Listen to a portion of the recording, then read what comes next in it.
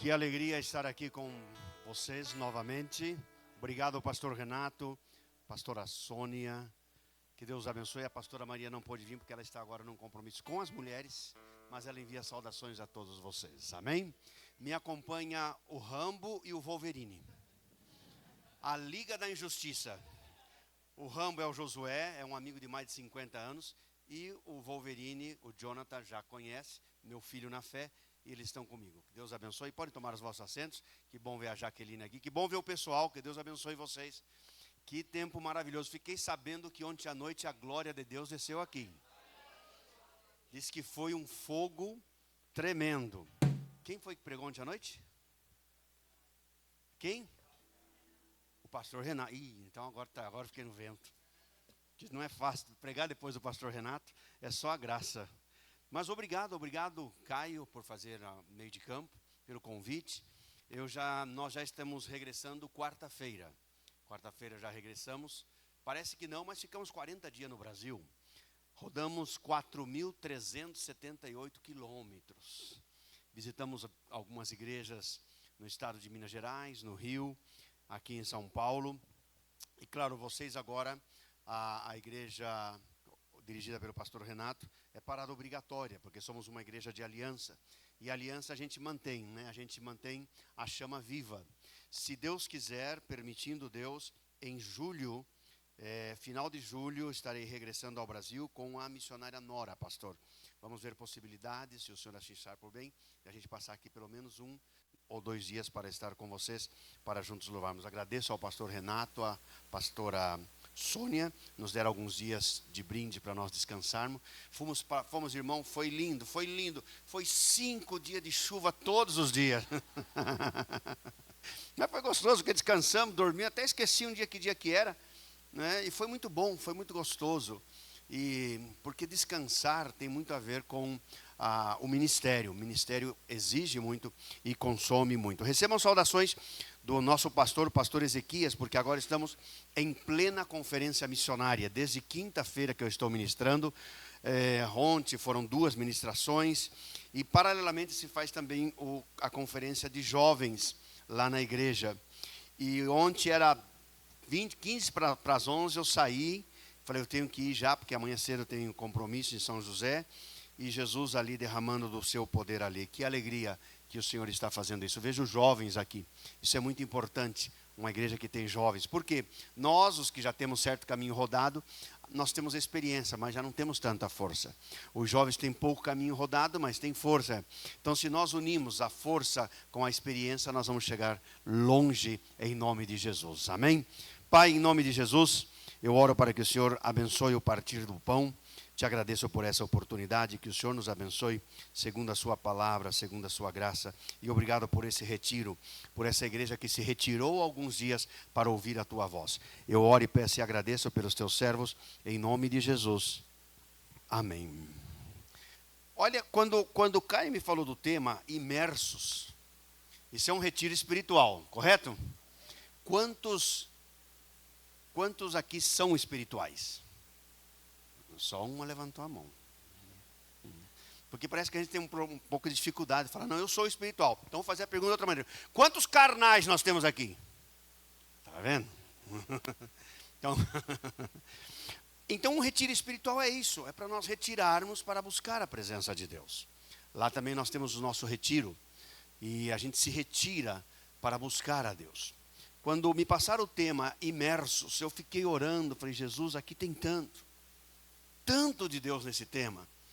E o Caio falou de mergulhar. Eu fiz, me deram eu sou meio doido, irmão, né? Eu já pulei de paraquedas, fiz o mergulho, né? E agora meu próximo desafio é a asa delta. Então eu estou só buscando loucos comigo. Lá na igreja já consegui 5 para pular de paraquedas comigo, que eu vou fazer meu segundo pulo de paraquedas. Fiz o mergulho, me deram de presente, mas foi um desastre, pastor. Eu me perdi, porque, claro, uma coisa é quando você está dominando o terreno. No mergulho você não domina. Alguém aqui já fez mergulho? É o Caio, né, Caio? Né, o Caio e a esposa, né? Tainá. No mergulho você não domina, porque é tudo por sinal. E era tudo em inglês, o meu inglês é muito ruim, ainda mais o instrutor da Irlanda, aquele inglês fechado, eu não entendia muito bem, e era tudo por sinal. E eu me perdi, houve um momento que eu me perdi, eu me assustei. Aí tinha um doutor, e o instrutor era impaciente. O Caio falou uma coisa interessante, você sempre tem que submergir com alguém, né? E o meu instrutor era muito impaciente, essa é a grande verdade. Também já estava, talvez eu já estava um pouco, faz saber o que estava acontecendo com ele. E aí tinha um outro mergulhador que viu, vai saber lá, os rolos que ele estava passando, né? Tadinho. Porque não é assim, irmãos. Eu lembro quando eu pulei de paraquedas, o meu instrutor, porque é assim, quando você pula de paraquedas, alguém aqui já pulou de paraquedas? Ô, Caio, nós só. Aí, eu já estou achando a minha turma. Aí, pastor, já estou achando. Aí vamos junto de asa delta. Quando eu pulei de paraquedas, lá em Boituva, aí eu levei toda uma equipe dos meus filhos na fé, nós fomos em 10 para pular. Enchemos um aviãozinho, teco-teco. Enchemos. E aí, claro, você tem que pular com o instrutor, né? Você não pula sozinho. E o instrutor que pula com você, ele tem que ter mais ou menos a tua estatura, não é assim? Estatura e peso. E o meu instrutor era um filho de um americano, Richard. Aí começamos a pular, estava lá no avião, tal. Aí os meninos começam a brincar entre eles, os instrutores são terríveis, irmão. Aí um falou assim para mim, porque ele sabia que eu era pastor. Falou, pastor, se o teu paraquedas não pular, não se preocupe, porque o Richard também é filho de pastor. Então vocês dois juntos, ora lá e vai dar tudo. Começaram a fazer essas brincadeiras, meu primeiro pulo. Aí a gente decola, né? É tão legal, irmão, quando você está lá a 4.000 metros, não é assim, Caio? Você vê o pessoal saltando e parece assim, bolha de sabão no ar. Eu fiquei olhando e eu era o último. Você foi o primeiro? Eu era o último. E tinha uma das irmãzinhas antes de mim, ela não ficou com medo, irmão? Aí ela segurou assim no avião e não ia. Aí o instrutor, claro, você está amarrado no instrutor. O instrutor só fez um jogo de cintura assim, caiu, foi embaixo, chegou a minha hora. Porque, claro, o instrutor está atrás de você, né? Quando eu vi, irmão, 4.000 metros de altura, eu falei, chegou a hora. Aí o Richard, do meu lado, ele falou, pastor, ora, porque se o paraquedas, olha o que ele falou para mim, se o paraquedas no meu ouvido, se o paraquedas não abrir, nós estamos, desculpa a expressão, nós estamos ferrados. Eu falei, Richard, se o paraquedas não abrir e não é chegada a minha hora, eu não vou morrer. Mas você está com o Senhor? Eu falei, não, estou desviado, então ferrado está você. Porque eu tenho promessa, eu vou para o céu. Aí ele falou, pastor, não brinca não. Eu falei, então vamos orar aqui. Pulamos, irmão, 10 segundos, né? Irmão, você confessa os teus pecados, até os pecados que você não cometeu, você confessa ali. Você começa a gritar, eu comecei a gritar, tudo gravado assim, gritar, até que abriu, bum. Quando abre o paraquedas, né? Aquela vista, irmão, aquela coisa assim, eu comecei a chorar, falar em mistérios com Deus. Aí fomos para o mergulho. O mergulho foi uma experiência horrível. Mas eu sou tão cabeça dura que eu vou repetir. Porque eu sou assim, irmão. Você quer ver eu fazer um negócio, é pedir para mim não fazer. Aí eu vou lá fazer. Eu passo, pela misericórdia, fiz alguns estudos, não é porque eu sou inteligente, porque eu sou cabeça dura. Eu estudo para passar. Você pergunta, o que você fez? Não lembro. Eu estudo para passei. Eu sou assim. No mergulho eu tive uma experiência muito ruim. Aí eu falei, não vou conseguir. E estava minha esposa e minhas filhas lá, né? Só, pai, né? Tal. Só que elas não sabiam o desespero que eu estava passando. E estava aqui o negócio, não é que estava fundo.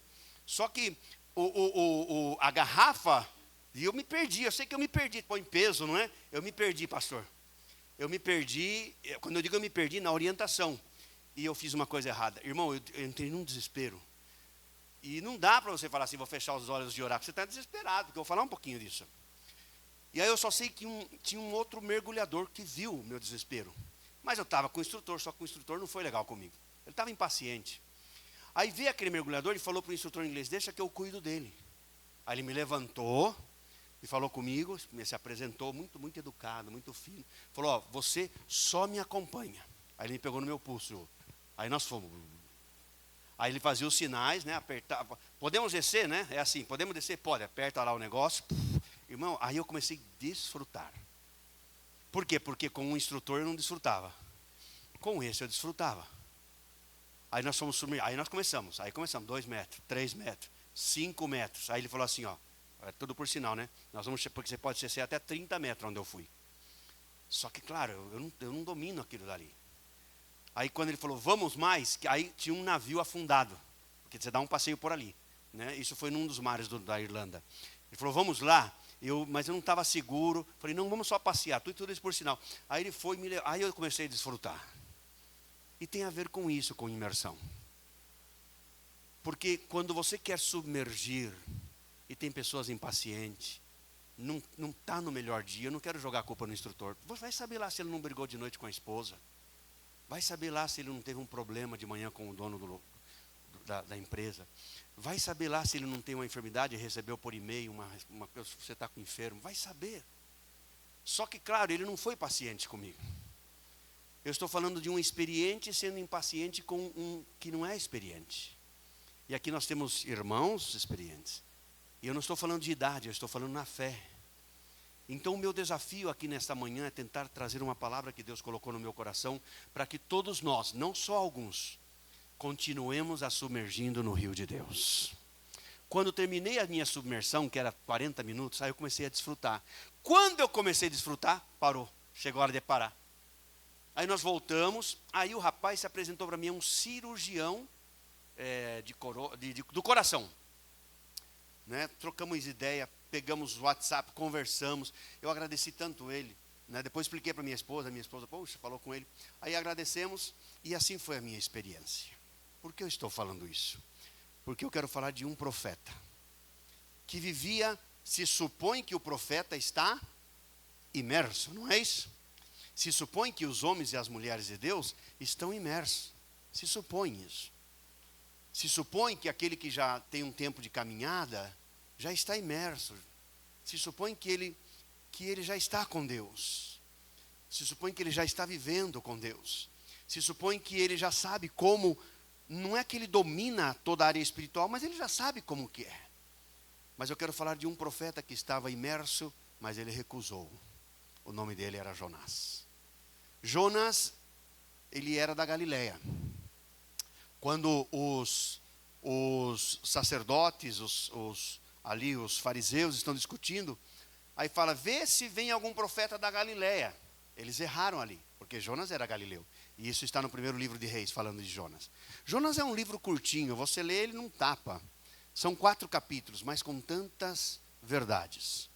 E eu quero falar de um profeta que estava imerso no ministério, mas seco na presença de Deus.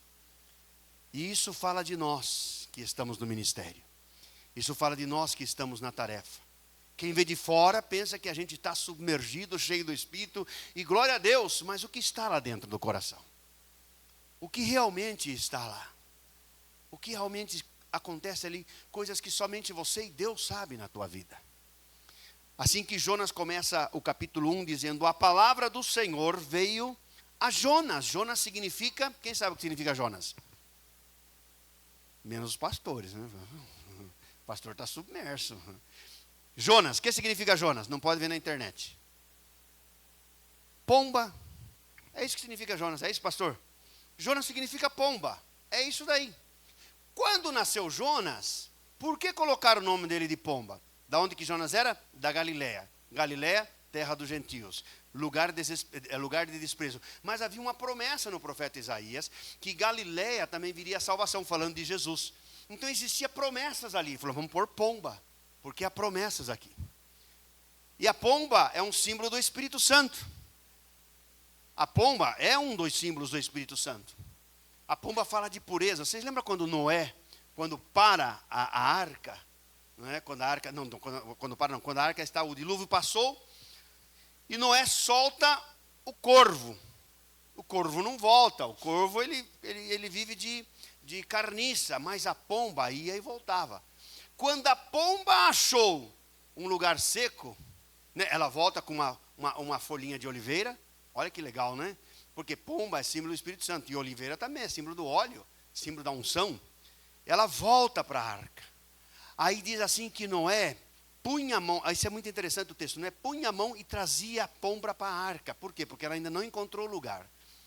Isso é um símbolo de que Deus está fazendo conosco. O Espírito Santo, ele está buscando lugar para repousar. Mas enquanto ele só tem carniça, só tem impureza, ele não vai repousar, ele vai pairar, ele vai se manifestar. O diabo não. O diabo, ele viu carniça, é com ele mesmo. Por quê? Porque Satanás veio para matar, roubar e destruir. Quando Noé puxa a pomba para dentro da arca, ali tem uma simbologia. Você tem que ter cuidado, porque o Espírito Santo ele é sensível. E não entristeçais o Espírito Santo, para o qual foi selados para o dia da redenção. O Espírito Santo é uma pessoa. Nós estamos agora numa série de estudos sobre a Trindade. O Espírito Santo, ou seja, a doutrina do Espírito Santo, chamada de pneumatologia, fala sobre a personalidade do Espírito Santo. O Espírito Santo é uma pessoa, ele se entristece, ele reage. O Espírito Santo é Deus. Então não é puxa ele para dentro da arca, ele diz, não, ainda não chegou o momento.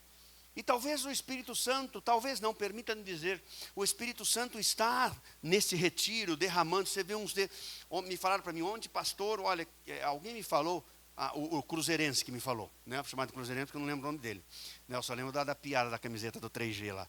Aí, falaram para mim, aqui assim, mas rapidinho a gente sabe as coisas. Falou, pastor, a gente estava na cozinha, cozinhando, estava lá e tal, estava a caixa de som, e o fogo caindo, e o fogo caindo, e o fogo caindo, e o fogo cai! Mas a pergunta é o que a gente faz depois desse fogo. Então talvez ontem alguns aqui pularam, não queremos terminar, mas alguns estavam, não vejo a hora de terminar. Por quê? Porque ainda o Espírito Santo não encontrou lugar para pousar. Quando a pomba sai e não volta, diz assim, e repousou em lugar seco. Então nós temos que estar seco no sentido de preparado para receber a presença de Deus. O que significa Jonas? Significa pomba. Quando Jonas nasce, a promessa. Galileia tem promessas. Isaías fala de Galileia. Jesus era chamado Galileu. E aqui está Jonas, um profeta. E Deus chama Jonas. E diz, e veio a palavra de Deus, do Senhor, a Jonas. Quantos querem receber palavra de Deus? O ministério profético é muito interessante. Eu creio no ministério profético. Paulo fala aos Coríntios sobre profecias, o dom de profecias. No Antigo Testamento, o profeta, ele era dirigente, ele dirigia a nação. No Novo Testamento, o profeta já não é dirigente. Ele faz parte de uma equipe. Por isso que a igreja não pode ser dirigida por profeta. Se eu me equivoco, o pastor me interrompa. Porque tem igrejas que só são dirigidas por profecias. E isso é um problema.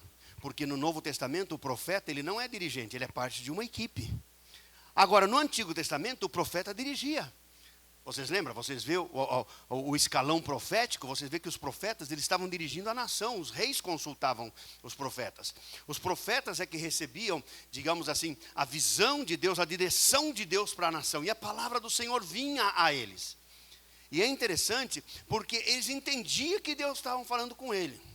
E a pergunta que nós temos que fazer é se você entende que Deus está falando com você. Eu desde quinta-feira que eu estou pregando. Quinta, sexta, sábado 2 dias, ontem 2 dias, agora de manhã, depois de tarde tem outro compromisso, amanhã termina a conferência missionária, quarta-feira já regressamos, quinta-feira já entro lá nos estudos bíblicos, sábado já começamos lá a pregar, e a gente fica assim, chega uma hora que a gente fala, meu Deus, me ajuda a não me acostumar com a pregação. Vocês lembram de Moisés? Deus fala para Moisés, fala a rocha, não é isso? Tá? O que Moisés faz? O que Moisés faz? Por quê? Porque ele sabe, não, o que eu fizer, Deus vai respaldar. Mas ali, o negócio é o perigo de você se acostumar com o que Deus deu para você. Eu estou dormindo, quando eu venho ao Brasil, eu durmo em vários lugares. Mas um deles é na casa dos meus pais, na fé, Paulinho. Paulinho porque ele é Paulinho mesmo, e Betinha porque ele é Betinha mesmo. E eles são meus pais na fé. E eu durmo lá, e cada vez que eu vou, eu falo, Paulinho do céu, coloca um óleo nessa porta, porque de noite fica, nheque. Foi Paulinho, uma coisa que custa R$16. Eu vou comprar o spray. E não é que eu esqueci de comprar o spray, mas onde eu quero chegar? Ele falou, eu nem escuto mais esse barulho. Por quê? Porque se acostumou. O perigo de você se acostumar. Lá na Holanda, toda primeira segunda-feira do mês soa a sirene. Meio-dia. Em todo o país, parece um negócio de guerra. Mas o que eles estão lembrando? Eles estão lembrando, primeiro, 2 coisas que eu soube. Primeiro, é um recordatório para os mortos, os heróis que caíram na guerra. E segundo, por causa dos diques. Está tudo bem os diques, tá? Não se preocupem, não. É isso que eles estão falando. Porque vocês sabem que a Holanda está debaixo do nível do mar. Não é, pastor? Eu levei os senhores no dique? Levei, é verdade. 32 quilômetros, né? Até o Caio pegou o carro lá.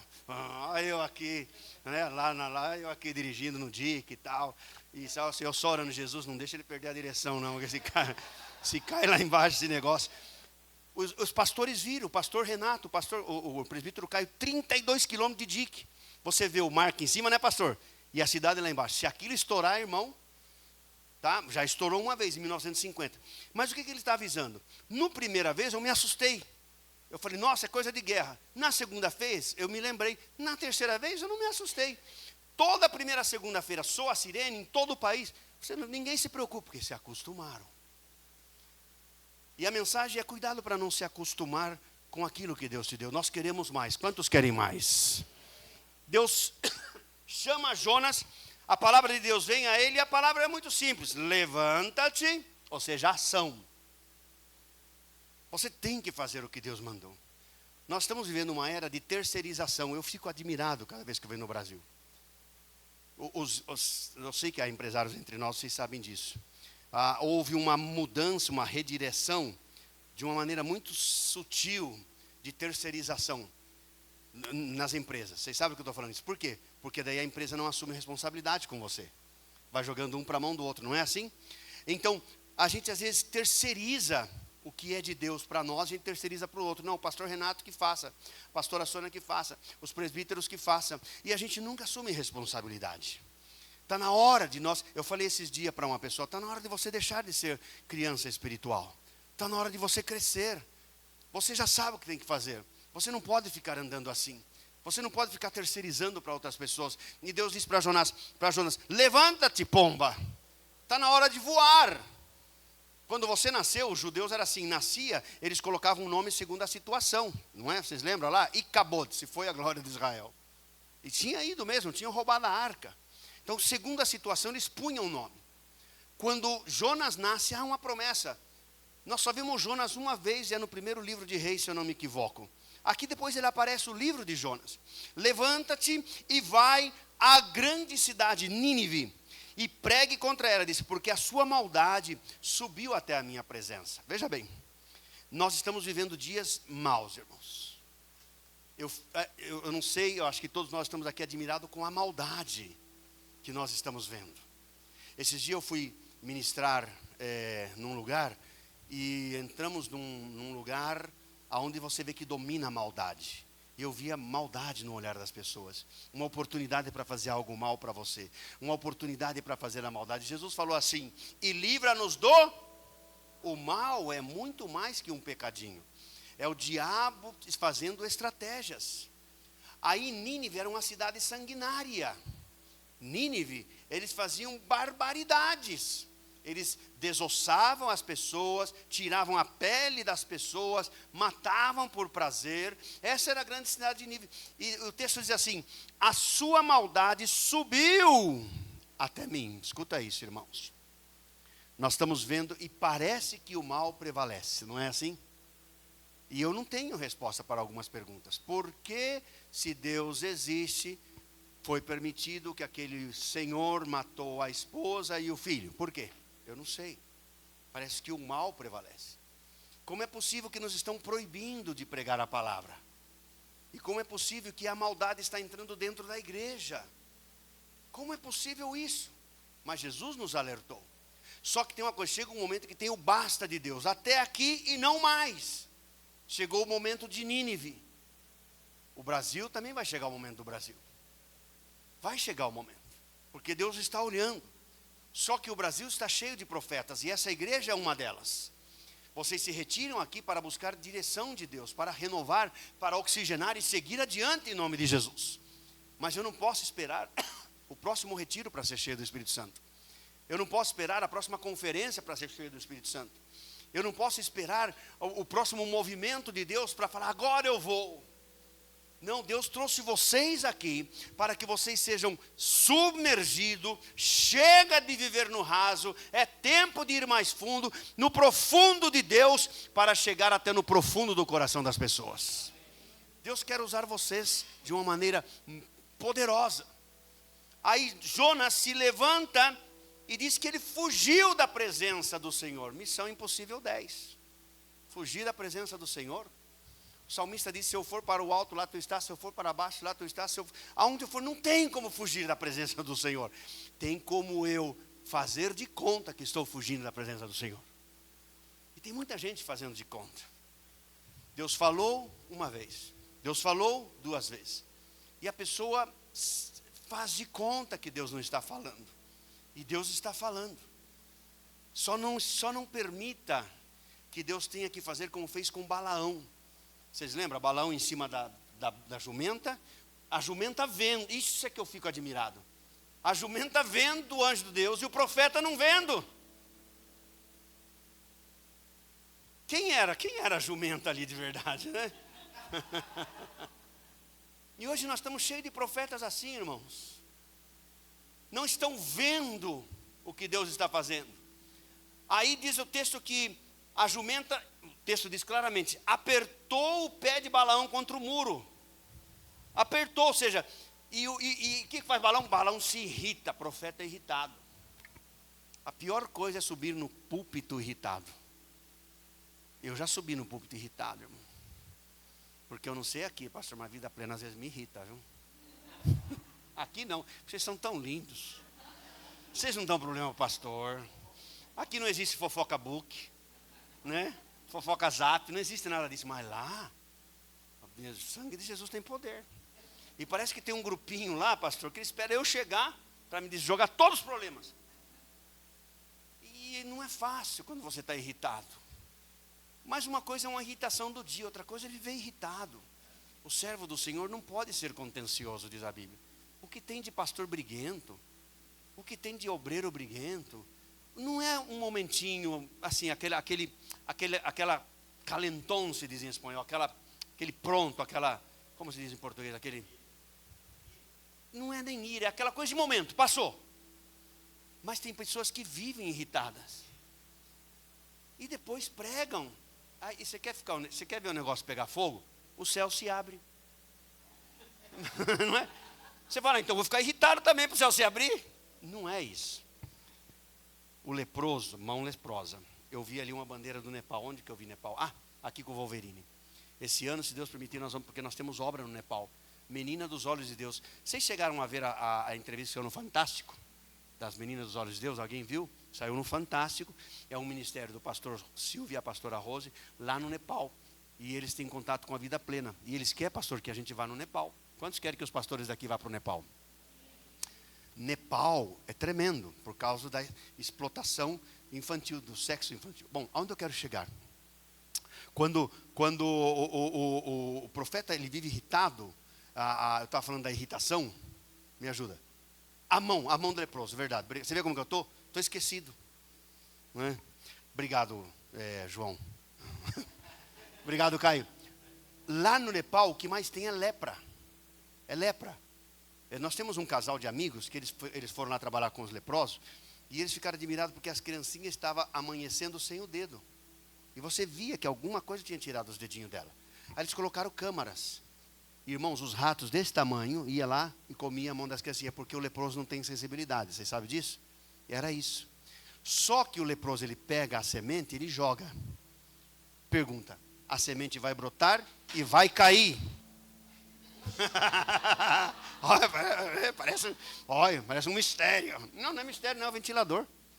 Não tem problema, não acontece. Amém? Glória a Deus. Vocês estão acordados? Dá um glória a Deus aí. É assim, não tem problema, retiro é gostoso por causa disso. A semente vai nascer? Sim ou não? Por quê? Lei da natureza.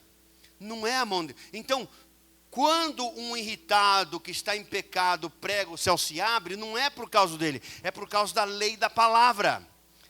Você prega a palavra e vai acontecer. Então não é questão de dom.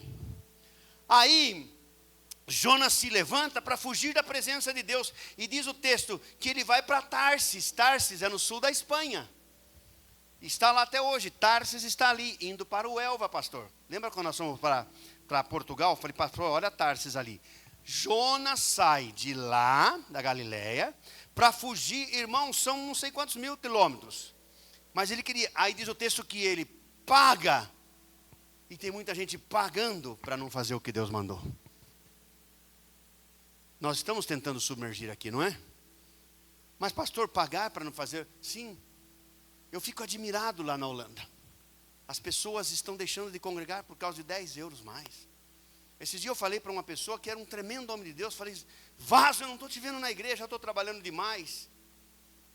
Falei, mas vale a pena? Não, é que eu tenho que pagar minhas dívidas, tudo bem. Mas vale a pena abrir mão do teu chamado, você está pagando um preço tremendo. A tua família está se perdendo, teus filhos não estão congregando, você é sacerdote do lar. Ontem eu peguei um, muito querido meu. Eu falei, o teu sacerdócio está caído. Você tem que levantar o teu sacerdócio no lar. Ah, eu não estou muito bem. Claro que você não está muito bem, é visível. Mas eu fico admirado, porque eu vejo você no teu fofoca book, eu vejo você em outros lugares. E Jonas paga para fugir da presença do Senhor. O profeta de Deus, não estou falando? Um profeta que se supõe que estava submergido na presença de Deus, mas estava seco no chamado. Eu estou vendo aqui jovens, eu vou me dirigir a vocês, porque eu tenho uma palavra para os jovens. Eu tenho que pregar agora para os jovens, e a mensagem vai ser os missionários pródigos.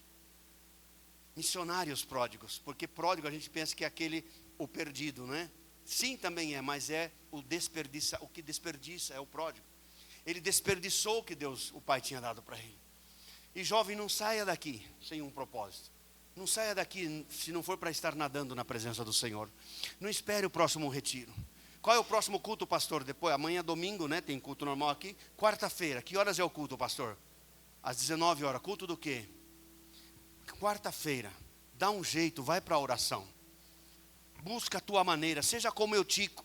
Suba no terceiro andar, se senta na janela, mas está na presença de Deus. Ah, pastor, Eutico caiu, mas pelo menos caiu nas mãos do Senhor. E Deus ressuscitou aquele jovem através de Paulo. Então não fuja, não pague. Você está pagando um preço muito alto, eu falei para um irmão esses dias. Eu estou vendo claramente, o teu sacerdócio está caído, a tua casa está caída. Não teve como não ver, eu entrei, eu vi ali a tua filha. Eu vi aquela menina cantando na igreja. E agora ela acaba de fazer um batismo para orixá. Isso é verdade. Ah, mas eu não posso fazer nada, porque não, o teu sacerdócio está caído. Você está pagando um preço muito alto para não obedecer a Deus. Mas é um profeta. É um homem de Deus. E Jonas falou, não, eu vou tirar do meu bolso. E tem muita gente secando na economia por causa disso, pastor. Né? Semeais muito e recolheis pouco. Por quê? Algo está acontecendo. E o que recolhe o vento leva. Eu fico admirado com pessoas que têm pouco, mas são fiéis a Deus. É incrível como Deus prospera. E pessoas que têm muito e não prosperam. Alguma coisa está errada. A matemática não bate. Por quê? Porque tem alguma coisa que está falhando. Eu acho que chegou o momento. É a hora. Esse retiro não é por acaso. E não é porque veio o pastor Sidney. Eu fiz questão de vir porque eu amo essa igreja, pastor. Eu me sinto bem aqui com vocês. Eu quero receber. Eu quero estar com vocês. E se eu vier só para ficar ali, tudo bem, não tem problema. Mas Deus me dá a oportunidade de anunciar isso. Vocês são profetas de Deus. Não deixe que o afã dessa vida roube o que Deus tem para vocês. Não permita, porque o mundo é muito bom. O mundo é muito legal. Eu juntei o pessoal, acho que eu falei para vocês que eu ia juntar o pessoal da African Black, eu já tinha juntado, juntei. Hoje eu falei com o Jopão. Jopão era um dos nossos DJ. Hoje eu mandei uma mensagem para ele, Jopão, o que você tem na terça-feira? Ele falou, estou chegando aqui, mano, a linguagem do mundo, né, irmãos? Né? Porque, claro, eu estou tratando com uma pessoa que ainda aceitou a Jesus, mas está no processo. Eu não posso esperar que ele venha falando em línguas estranhas. Aí ele falou, pois é, mano, tal, não sei o quê. Falei, Jopão, o que você tem terça-feira de noite? Vai ser amanhã. Aí ele me respondeu para mim, falou, pois é, eu tenho um compromisso, mas o que você quer? E eu falei para ele, eu tenho um convite para você. Eu quero levar ele no fechamento da conferência. Juntamos o pessoal? Sim, é verdade. Eu falei, só me dá 10 minutos, eu preciso de 10 minutos de vocês. Só que eu tive que ficar 50 escutando lá, eles falar palavrão, tomando cerveja, verdade, filho? Meu filho estava comigo, Josué também estava. Eles lá, falando as coisas dele, tivemos que esperar. Por quê? Porque Deus vai dar para você esses 10 minutos. Mas não tem problema, Paulo falou, se fosse assim, nós teríamos que sair do mundo, vamos virar aqui freires, freiras, vamos para o convento, vamos se fechar, só que para nossa surpresa, até dentro do convento está aparecendo feto enterrado, porque não é se fechar num lugar, É estar no mundo, mas não ser contaminado pelo mundo. É estar lá e ser sal da terra. É estar lá e ser luz do mundo. Aí chegou a hora, falamos, vamos orar aqui. Eu quero orar por vocês. Eu tenho uma palavra dos céus para vocês. Aí Jonas, o que Jonas faz? Vai para Tarsis. Vai para o sul da Espanha. E diz o texto que quando ele paga, ele entra no navio, se levanta uma grande tormenta. Você já conhece a história. E os marinheiros ficam desesperados. Por quê? Porque alguma coisa estava errada. Irmãos, a pior coisa é quando o ímpio tem que repreender o crente. É a pior coisa. É quando o nosso testemunho cai. É quando a nossa unção parece que já não afeta. É quando parece que alguma coisa está errada. Aí diz que o capitão vai andar, os marinheiros começam a clamar, o texto é claro, ao seu Deus. Deixe eles clamar a Virgem Maria, não tem problema não. Deixem clamar a São Benedito. Deixem clamar aos seus deuses, deixe. Só que vai chegar uma hora que o teu Deus vai marcar a diferença. Mas vai marcar a diferença através de quem? Através de você. É através de você, não tem jeito. Você foi escolhido, você foi selado. Zorobabel, né, foi selado para selar. E é Zorobabel que leva a primeira leva do cativério para a reconstrução de Jerusalém. E Jonas, ele sai e vai dormir. Eu não sei se o tempo vai me permitir, mas Jonas tinha um problema muito sério de complexo interior. Jonas tinha uns problemas no caráter muito sérios, irmãos. Agora, você quer saber o melhor? Até com problema no caráter, Deus utiliza. Porque Deus, eu acho que isso vai, talvez alguns vão concordar. Não sei se vocês viram aquele estudo do caráter, né? O fleumático, não é assim? Como que era? Fleumático, sanguíneo, melancólico. Tá tudo muito bonito dividir, mas Deus usa cada um do jeito que é. Eu não sei exatamente o que eu sou, né? Eu sei que a minha esposa é sanguínea. Sanguínea é aquela que, né, faz o negócio acontecer. Eu acho que eu sou, o que eu sou? Ah, é verdade? Então o negócio está sério.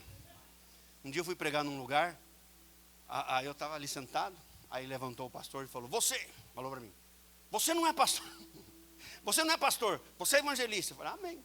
Veio um outro pastor e falou assim, você não é evangelista, você é apóstolo. Eu falei, amém.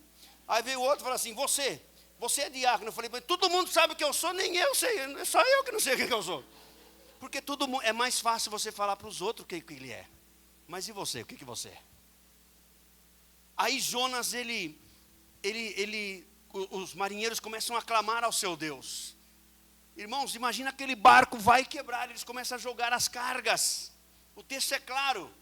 E o capitão sai dar uma volta. Havia alguma intuição no coração do capitão, que ele estava falando assim, aqui tem alguma coisa errada. O capitão conhece o seu barco. Escuta lá, capitã, o que é que está errado lá dentro do teu barco?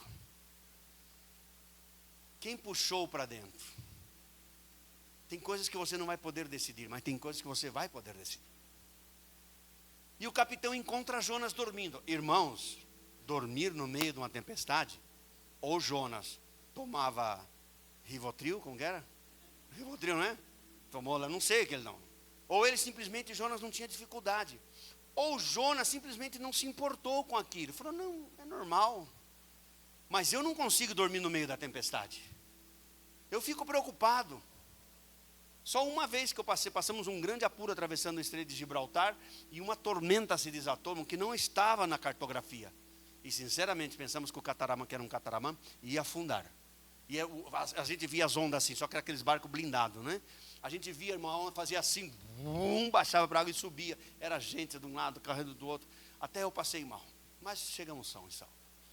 Para terminar, minha esposa falou, você fala muito para terminar e não termina. Eu falei, mas eu aprendi com Paulo. Finalmente, escreve 3 capítulos mais. Para terminar, por causa do tempo. Vamos ficar só no capítulo 1.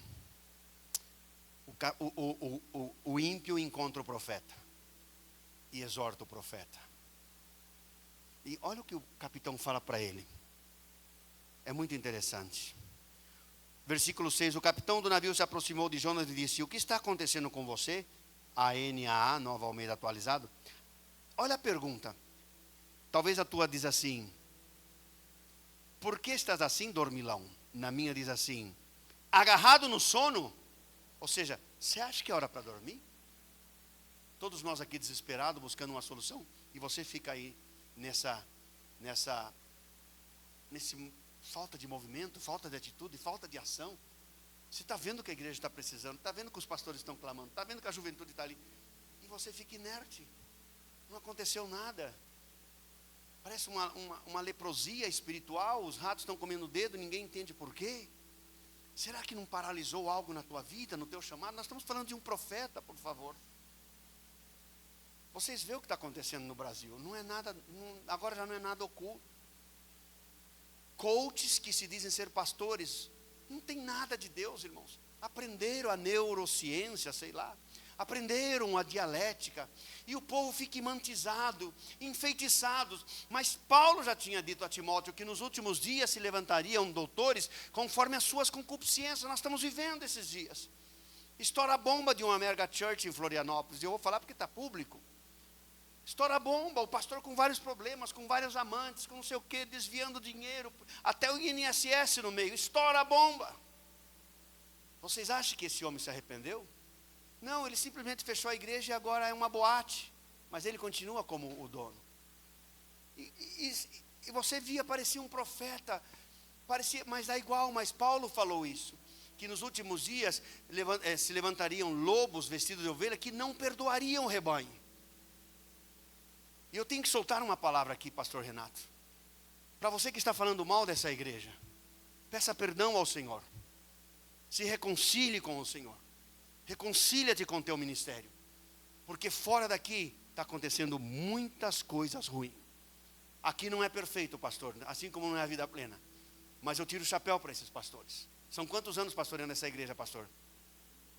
37. Tem alguém aqui com 37 anos?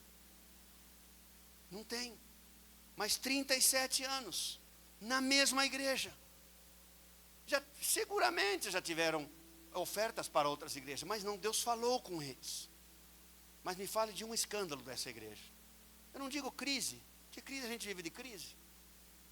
Eu não digo situações pessoais, me fale de um escândalo. Me mostre um escândalo. Algo que estourou no bairro. Eu vi esses dias quando eu fui pregar lá, pastor, uma igreja fechada, não é? Eu vi aquela igreja aberta. Não sei qual é e não me interessa, mas agora está fechada. Dá até vontade de cantar, né? Parou por quê? Porque alguma coisa aconteceu. Então bem-vindo a uma igreja que não é perfeita, mas é uma igreja que ama a Deus. Uma igreja que quer fazer a coisa certa. São 10, são 10, são 15, são 15, são 30, são 30. Investindo em missões. O pastor foi para Marrocos. Agora esse ano, se Deus quiser, vamos juntos de novo. Nepal nos espera, pastor. Israel nos espera, as nações nos esperam. E vocês fazem parte desse projeto. Naquele dia, no tribunal de Cristo, quando chegar na hora da recompensa, você vai receber uma recompensa. Você fala, mas eu não fiz nada. Não, você apoiou a igreja. Você sustentou os seus pastores. E o capitão fala para Jonas, acorda, dormilão. Desperta do sono. E nesse retiro, Deus quer acordar alguns aqui. Ah, pastor, mas eu não estou dormindo. Lá dentro só Deus sabe. E Jonas, acontece algo tremendo. Eles lançaram a sorte, e diz o texto que a sorte caiu sobre Jonas. O que era lançar sorte, pastor? Era uma coisa normal, até os apóstolos lançaram sorte. Havia o tal do Urim e Tumim, se menciona 2 ou 3 vezes na Bíblia, luzes e perfeições. Era tão fácil, uma pedra era verde, outra pedra era vermelha. Se era verde, vontade de Deus. Vermelha não era vontade de Deus, imagina se a gente tiver isso. É da vontade de Deus. E a pedra fica verde. Ai, que legal. Mas não temos mais isso. E agora a gente tem que ir para a oração. Agora a gente tem que depender do jejum. Depender de Deus no jejum, depender de Deus na oração. Porque o que nós temos de cartomancista dentro da igreja, adivinhadores dentro da igreja, eu fiquei admirado com pix para pastores para te dar uma oração. Faz isso não. Não faz isso não. Com profecia, né? Esses dias eu até vi uma profecia. Mas que profecia mais fajuta é essa? É só coisa boa, né? Eis aqui te diz o Senhor, você prosperará, a tua casa prosperará, esse ano é o ano da tua prosperidade. Parecia aquelas caixinhas de promessa. Quem se lembra da caixinha de promessa? Não lembra, né? Quem tinha caixinha de promessa? Eu tinha. Era só promessa boa. Deus está contigo. O Senhor perdoa os teus pecados. Não tinha assim, dá o dízimo, ladrão. Arrependa o teu pecado. Não tinha nada disso. Só coisa boa. Por isso que é boa a Bíblia, né? A Bíblia é gostosa. A Bíblia fala de tudo. Vamos ficar de pé? Vamos lá, o pessoalzinho do louvor me ajuda aqui, eu quero orar com vocês. Vamos ficar no capítulo 1 de Jonas. O mais legal é que Jonas, quando caiu a sorte nele, os marinheiros falam assim para ele: o que tens? O que você fez? E fazem 5 perguntas. Quem é o culpado por esse mal que nos aconteceu? Qual a sua ocupação? De onde vem? Qual a sua terra e de que povo você é? 5 perguntas a Jonas. Eu não sei quantas perguntas Deus fez para você nesse retiro. Lá no teu interior só você sabe. O problema não é fugir da presença de Deus. O problema não é se irritar. O problema é que quando chega a hora que Deus te aperta, como você vai reagir? O bom de Jonas é que, apesar de toda a sua crise, suas lutas, seus problemas, ele falou: eu sou hebreu. Eu sou hebreu, disse. Aí ele diz assim: eu temo o Senhor. Aí, irmão, parece que tem uma contradição aqui. Eu estou fugindo, mas eu temo o Senhor. Eu estou desobediente, mas eu temo ao Senhor. Não é contradição. É o coração do homem. Quantas vezes a gente está errado, mas a gente ama a Deus, irmãos. A gente não queria errar, não, mas a gente erra. Dar o passo errado, mas a gente deu bastante. E até aí não é o problema. O problema é que chegou a hora de reconhecer. E aí quando você reconhece, começa tudo de novo. Vem para cá. O Senhor te dá outra oportunidade. O Senhor te restaura. O Senhor te levanta. O Senhor fala: tudo bem. O filho pródigo estava esperando ser chamado de empregado. O pai falou: não, vem aqui. Você não entendeu nada da graça. Você entendeu da religião, você entendeu de teologia, mas da graça você não entendeu nada. Vem aqui. Pelo menos Jonas confessou. Eu não sei se você já foi posto em evidência pelo Senhor e você tem que assumir. Tudo está dizendo que é verdade e você está falando que não é verdade. Mas todas as evidências, tudo ao redor, está claríssimo. Mas é como aquela pessoa, né, que estava comendo sabão de coco, pensando que era cocada, e a espuma espumando, e o outro falou: você está comendo sabão de coco, seu burro. Falou: não, eu estou comendo cocada. E saindo espuma pela boca dele. Jonas pelo menos não foi assim. A pomba falou assim: eu estou preso, mas chegou a hora de eu voar. Agora não dá mais para fugir. Aí Jonas fala assim: me lancem no mar. Como é que estava o mar? O barco quebrando. Me jogue, eu não sei o que vai acontecer. Eu só sei que Deus vai ter misericórdia de mim. Eu não sei se você está com medo de cair nas mãos de Deus. Não tenha medo. 3 coisas eu tenho para ti, ó rei, disse Natã. Escolhe uma delas. E qual eram as 3 coisas? Era um pior que a outra. Eu falei pro Rambo, que estava passando ali, num riacho. Falei: olha uma jiboia. Eu vi um negócio lá, né? A primeira coisa que veio na cabeça foi jiboia. Não sei se vocês sabem o abraço da jiboia. Ela estrangula primeiro, né? E capivara, esses dias eu vi uma. Deu vontade de levar uma capivara para a Holanda, acho tão bonito. E onde tem capivara tem jiboia, não sei se você sabe disso. Jiboia ama a capivara. E como que a capivara foge da jiboia? Ela se suja no barro. Ela fica quietinha. E a jiboia passa do lado dela e não consegue pegar, porque o barro está protegendo. Às vezes você está assim. Você está só quietinho, sujo de barro, a tormenta ali, vão te jogar no mar, mas o diabo não vai te pegar. Quem vai te pegar é Deus. O Deus que desata a tormenta prepara a baleia. Então não tenha medo, não. O profeta precisava ser restaurado. O missionário precisava ser restaurado. Como está o teu coração nesta manhã? Me joguem. Eu imagino a cena, né? Jogando. Imagina. O pastor Renato uma vez me levou em Pirambuna, não era? Parambuna, Como? Paraibuna. Me levou num lugar lá, e eu sou doido, né? E eu vi um acorde e ele se jogando. Falei, eu quero também.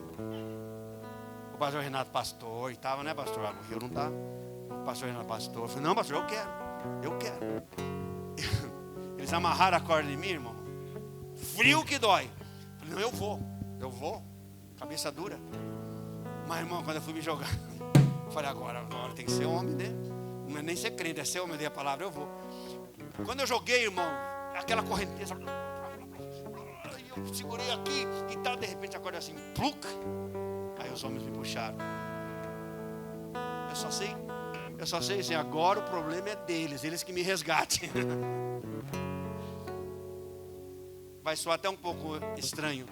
Agora o teu problema não é teu, é Deus que cuida disso daí. Ele vai cuidar disso daí. Põe a mão assim no teu coração. Se Deus falou com você, levanta, põe a mão no teu coração primeiro. Se você está entendendo que é momento de voltar, é momento de reconciliar, é momento de... Não estou falando de pecado, não estou falando de adultério, não estou falando de roubo, eu estou falando de omissão. Você está se omitindo. E Deus está te chamando e você está se omitindo. Então Deus chama outro, coloca outro, levanta outro. Mas eu não quero que seja outro, eu quero que seja comigo. Pai, nós confessamos os nossos pecados. A gente foi chamado para ser pomba, mas nós estamos sendo outra coisa. Nós somos chamados para ser missionários, estamos sendo outra coisa. Fomos chamados para influenciar, estamos sendo influenciados. Fomos chamados para anunciar uma mensagem, estamos fugindo dela. Fomos chamados para levar a tua palavra e queremos vingança daqueles que nós não gostamos. Nós te pedimos perdão.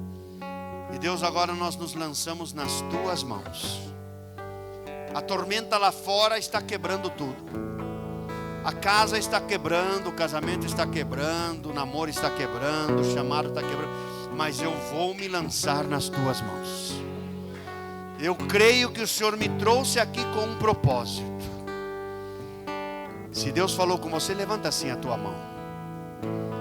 E se você deixar e entender que quer oração, vem aqui, vamos terminar orando uns pelos outros.